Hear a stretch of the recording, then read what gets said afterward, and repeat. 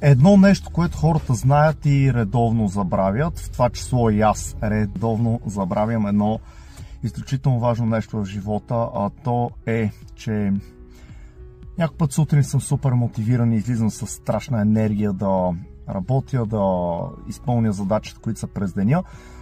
По някое време на обяд идва летаргия, уморени сме, смачкани сме, идва момент, в който търсиме допамин, т.е. кафе, сладко, някакви нови покупки, нещо да направим, така че да дигнем нашето настроение. После идва и момент, в който се депресираме, сдухваме и се чувстваме тъжни. Това е абсолютно нормално.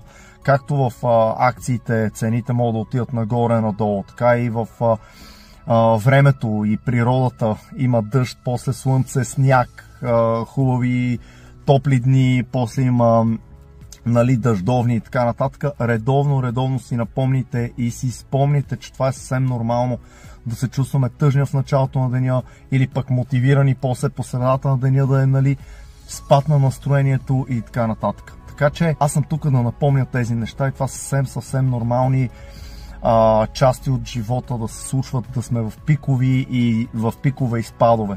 Помните си го редовно и не дейте да взимате решения и да прибързате с някакви покупки на чисто емоционално, само защото се чувствате тъжни и трябва да си вдигнете настроението. Спокойно, изчакайте, този период ще мине, това настроение ще мине и вие ще се чувствате отново окей.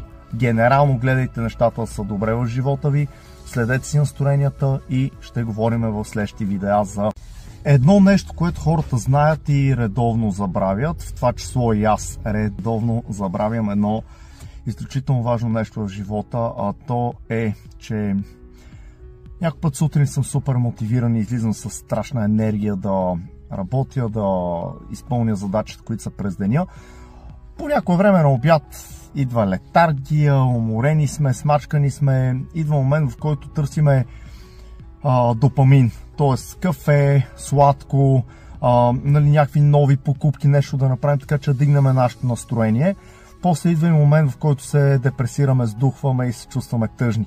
Това е абсолютно нормално.